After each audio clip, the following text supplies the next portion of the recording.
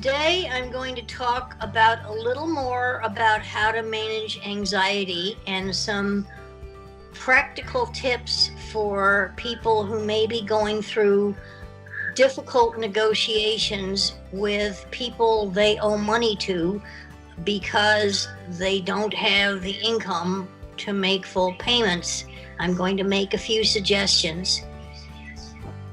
And then we're going to talk about how to stay calm and how to realize that painful and difficult as this pandemic is for all of us, it won't last forever.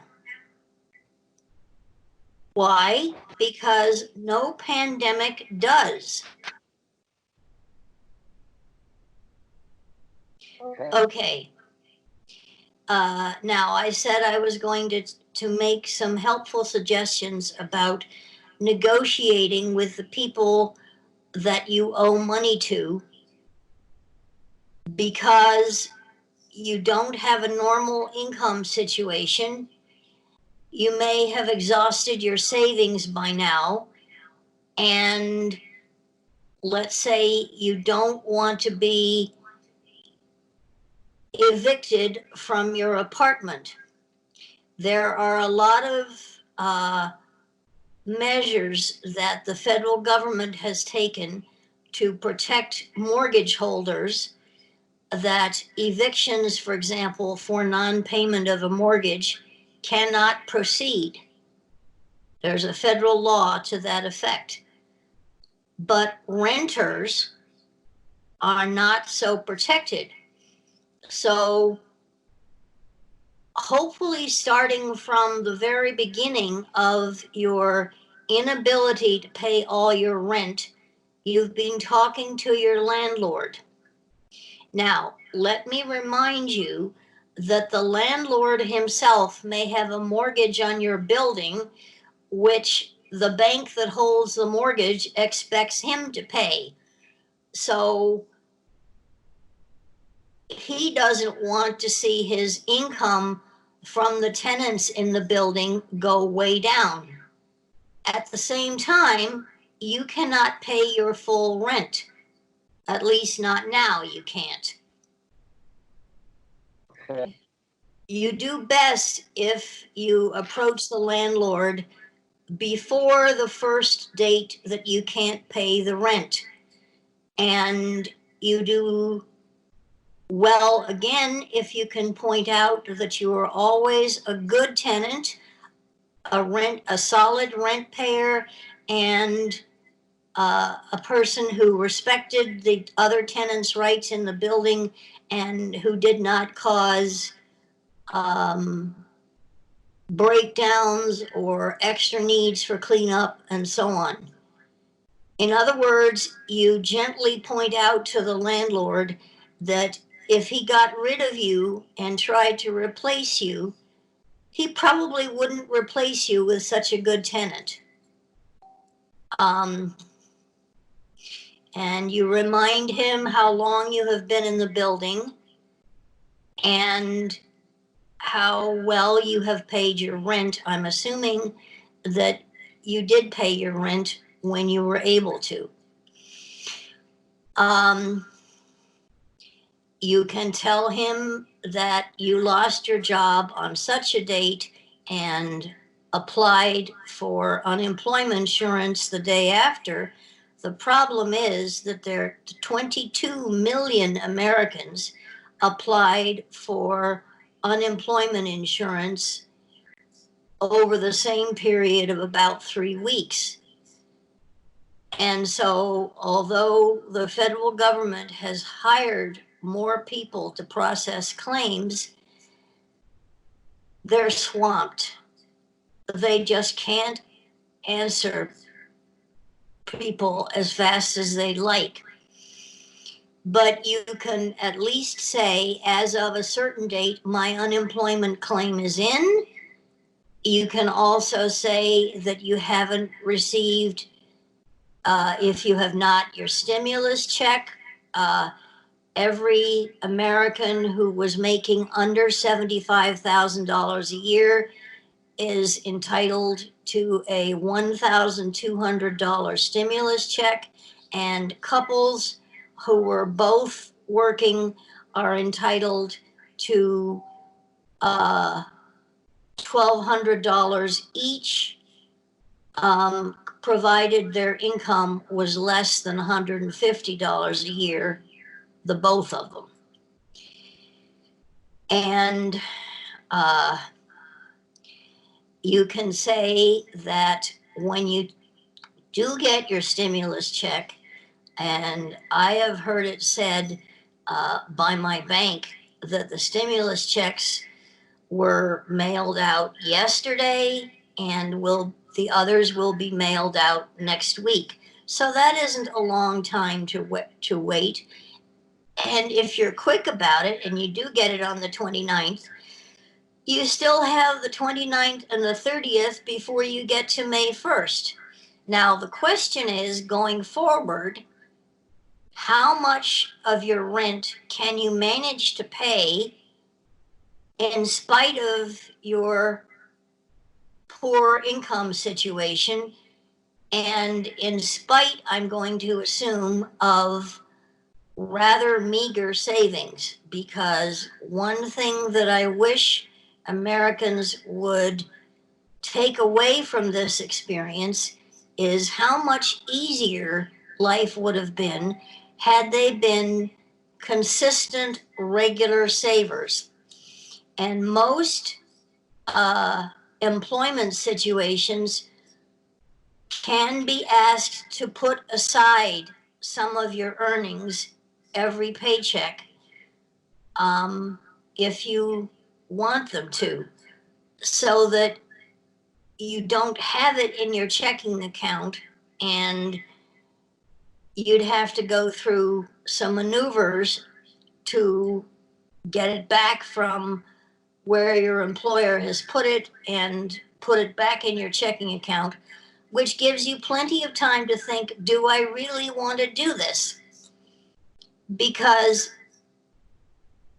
whether we get into discussions of how long China knew there was a problem and when they told the US that there was a problem and so on, the thing is, generally speaking, this took us all by surprise. And surprises happen in life. Happy surprises also happen. Somebody can find themselves a winner in an athletic event which they hadn't really anticipated, or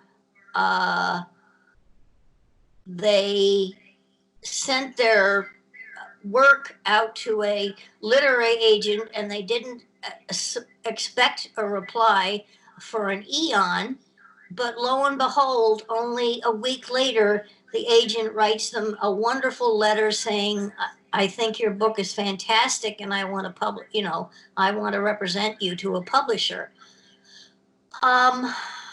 I just wanted to say that we have good surprises as well as bad surprises. But this was a very bad surprise. My heart goes out to those who have family members who died recently. There are an awful lot of you. And I remember hearing a reporter, and I don't know who it was because I was listening on the radio, but he said, President Trump, do you not remember that on the very morning after you were inaugurated as president, the very next day, there was a paper on your desk about how terribly unprepared the US is for a pandemic. And the president didn't really answer. He just said, do you expect me to know about that? And it was a little uncomfortable moment because if he had a paper prepared specially for him, put on his desk in the Oval Office, they expected that if he didn't know about that, that he'd read the paper and find out. But he did no such thing. And in times past, countries got into situations of declaring war on a neighboring country, and then all of a sudden, all the young men were conscripted into the armed forces, and people started dying, and it was also pretty bad. But there have been pandemics before, and I'm unhappy to say, as a person with a doctorate in public health, there are likely to be quite a few more until the international community of nations gets a system whereby they are prepared and they warn other countries about the newest possible pandemic, and then perhaps it just becomes an outbreak somewhere that never travels and doesn't really cause most of us a big problem. But I should also say that your anxiety about how you're going to survive this period will diminish as you cope with it. I would make a list of all the people that you regularly pay money to and explain to them that you cannot pay the usual amount. Don't offer anybody the absolute maximum that you could afford, because the other person will want to feel that you didn't want to pay the whole amount, but they made you pay a little more than you offered in the beginning, because that makes them feel that they're doing their job well. So don't offer something in the beginning which is the most you could possibly pay. And do your best to say to each person, look, I want to work with you. I don't want to lose my apartment. I don't want to lose my car. I want to do the best I can so that both of us will survive this period. And don't tie yourself into as soon as the economy is opened up, you will pay 100% of whatever you're in arrears, or you'll find yourself with a big bill that you can't pay. And so have some time to make it up. Because if your job situation opens up, first of all, it may be that your employer, having not had income from customers for a long time, is not able to pay you 100% of what you were earning before. So, but it also helps to say that your apartment is important, that the landlord, if this is at all true, has been a good landlord, and you want to treat him as well as you can. And let's see what we can both do to make this time survivable. And the emphasis is on survivable, not wonderful or something, just survivable. Because what you don't want to do is promise your landlord X amount of money, and then on May 1st, you give him half X, because that's already not cooperating with what you just agreed to. Um, and some people may have to relinquish the car. Um, some families that had 2 cars may have to settle on just keeping one.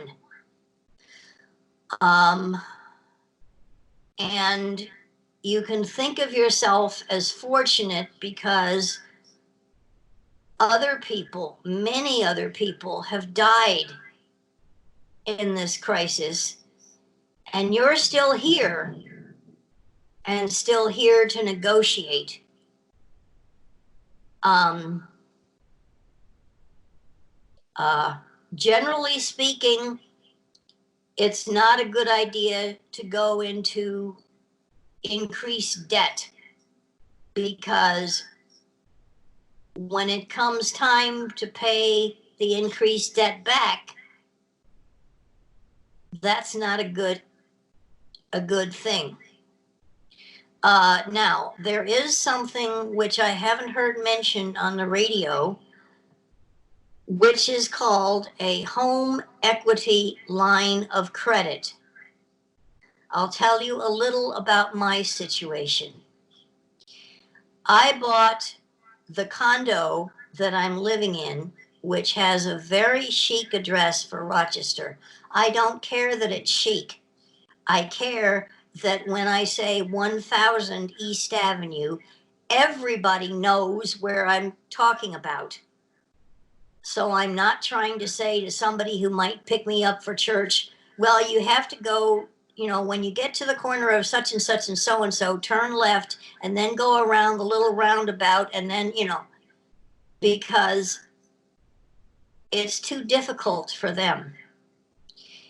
As I say, if I say my number on East Avenue, usually I don't have to say another word.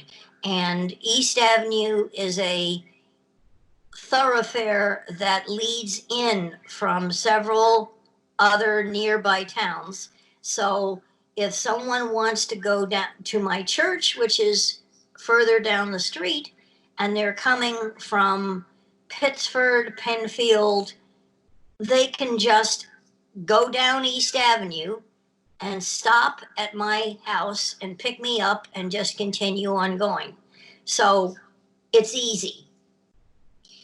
I also bought an apartment here because there are a number of things like a bank, a hairdresser, a pharmacy that are walking distance. And since I don't drive, I don't like to have to arrange transportation to every single thing I need to go to.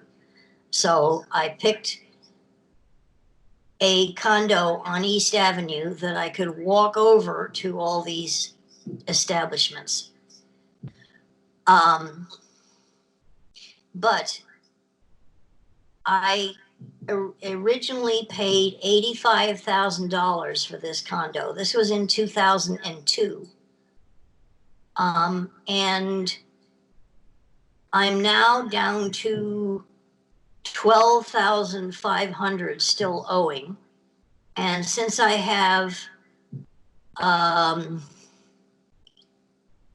about $73,000 of equity in the condo, I can borrow as a home equity line of credit. Now, the thing about a line of credit is that you don't have a very definite frozen date about when it has to be paid back. There is a minimum payment. Mine's down to less than $200 a month that you have to make. But I could have borrowed up to 73,000. I didn't borrow nearly that much. But the thing is, it's a flexible rate of interest. So with interest rates really low, the interest on it is really low. In other words, I don't mean to say that somebody else should follow me, but I'm saying investigate what's possible, because borrowing on a home equity line of credit at, I think it's about 4% now, is a very good deal. And I can arrange to pay it back as suits me. And I have, when I started out with it, I had over 20 years to pay it all back.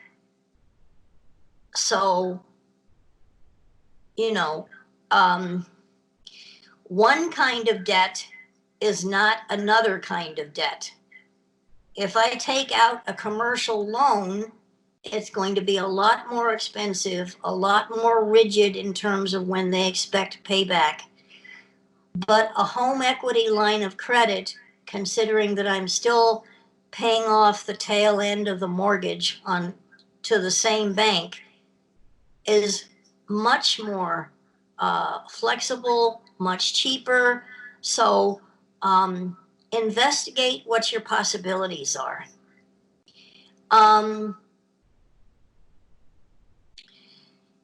And as I said, your anxiety about the pandemic will diminish if you get some of these things coped with in a way that you can live with. Although I still say, I hope Americans take away from this the idea that they should always save a little bit in good times to have it for the bad times.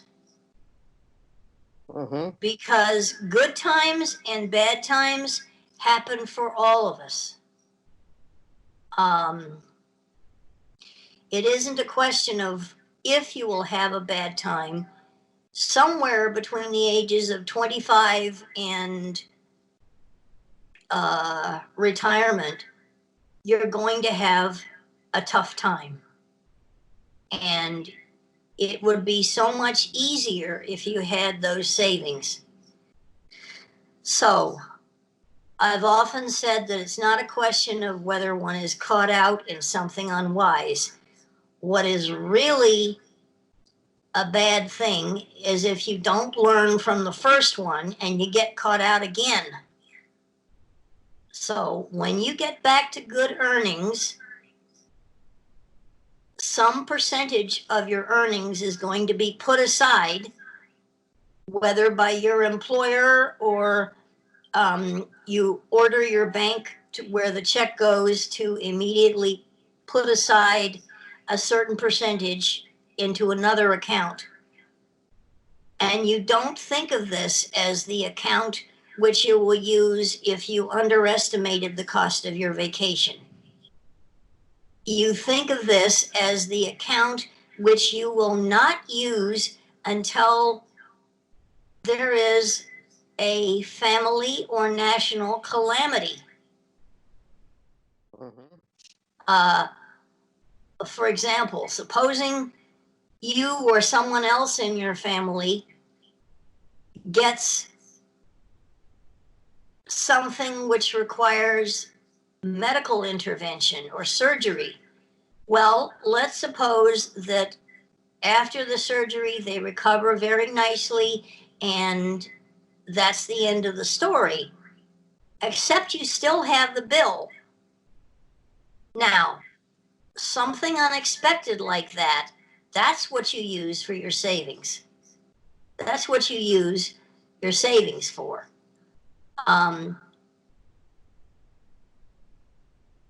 And don't be impressed if you go a number of years and you've accumulated quite a bit of money. That's still your savings, not to be touched unless the next pandemic arrives.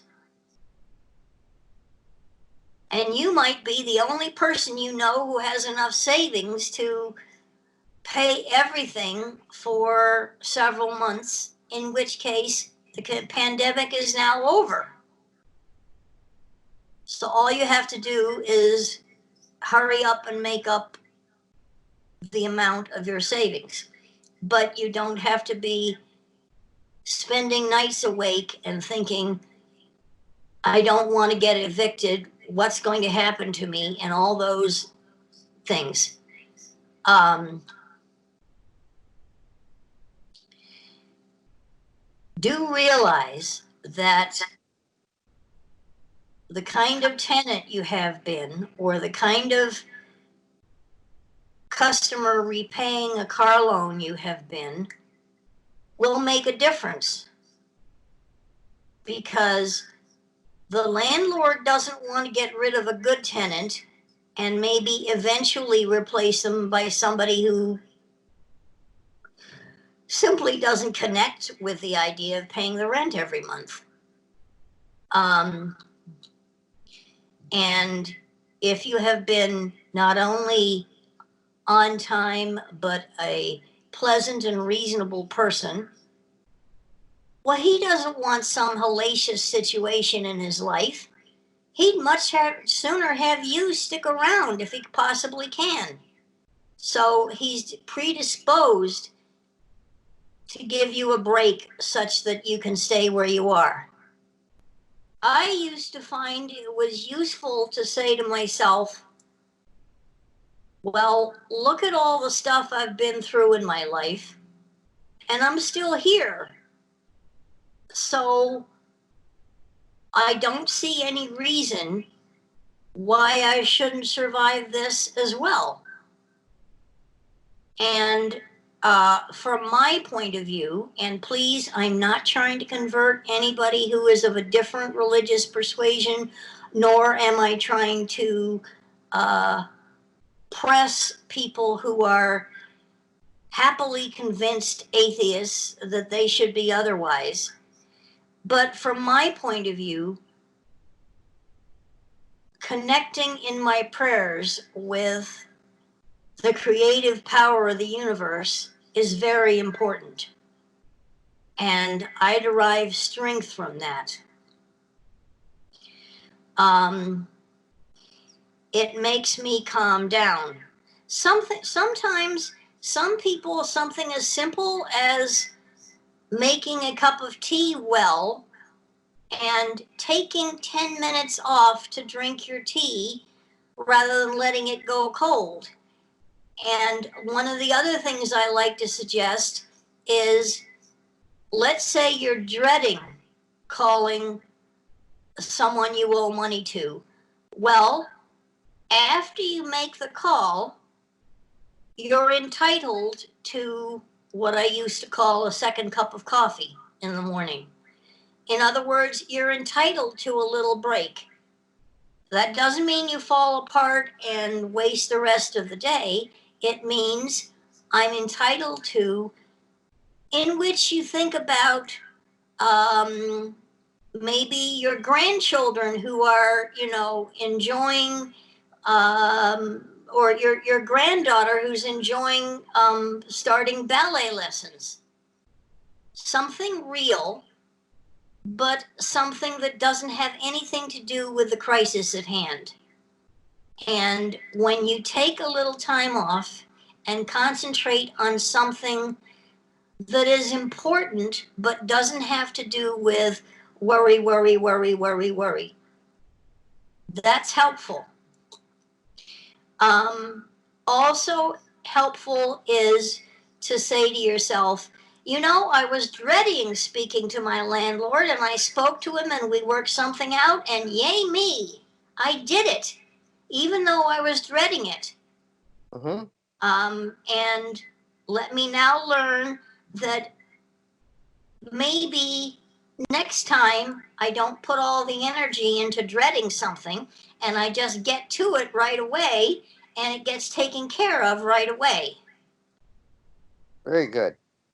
So, now, the other thing I sometimes think about is my niece is about to have a baby, and telling my grandniece about the pandemic of 2020 when she's maybe 8 to 10 years old, and how something which is absolutely dreadful at the time can become a subject of entertainment. For example, World War II was pretty bad for the people who were under the bombs, as my mother was in London. And it was pretty bad for the people who were out in the Pacific trying to fight over who was going to control a particular island or something like that. The actual war was anything but entertaining. But look at the last 20, 30 years. Look at how many entertaining films we have made about World War II, the war in Vietnam, and realize that by the time, let's say, your grandchildren are grown up, you're going to be entertaining them with the story of the 2020 pandemic. So, and they'll say, "No, you were there? Really? And what was it like to go out on the street? There was nobody there. My goodness." And they'll be impressed. Mm-hmm. So let yourself be a little impressed. That doesn't mean you don't have to get back after your 15-minute break to coping with whatever. And my father used to have a thing about no worrying after 6 p.m. And I think he was right, because that way he'd fall asleep at, say, 9 o'clock or something, and be perfectly able to handle whatever it was the next day. And I think having a sort of house rule, which can be broken, of course. I mean, if your grandfather has a heart attack at 8 o'clock at night, that's different. That's another crisis. But you still have to think about, there ought to be a time when you turn off worry, listen to some music you like, and go to sleep. Because if there isn't, if you insist on tossing and turning every night, whether it's over financial worries or your father's heart attack or whatever it is, you'll wear yourself out. Mm-hmm. Good advice. So, anyway, now, having talked last time about how to avoid depression in hard times, and this time about how to handle anxieties, I don't feel that I can just go back to regular psychiatry in the middle of this pandemic. So I would like to ask those of you who do listen to please send me an email about what you would like for next week. It can be as simple as 3 words. It can be 2 paragraphs long. Please don't make it pages and pages. But, and I will, if you would put that in Monday or Tuesday, I would have a couple of days to think about what to say about it, and then I could answer your request. Because, as I say, I don't think I'd feel comfortable going back to a regular psychiatric subject. And I've covered the 2 biggies, which are depression and anxiety, for calamitous times. So this time, please help me as to what you would like to hear on next week's podcast. Thank you very much, and I hope you have a good week. I hope you all stay safe, and I hope if you have thought of a better way of communicating so that you can stay in touch with family and friends, do let me know. Goodbye, everybody. Until next week.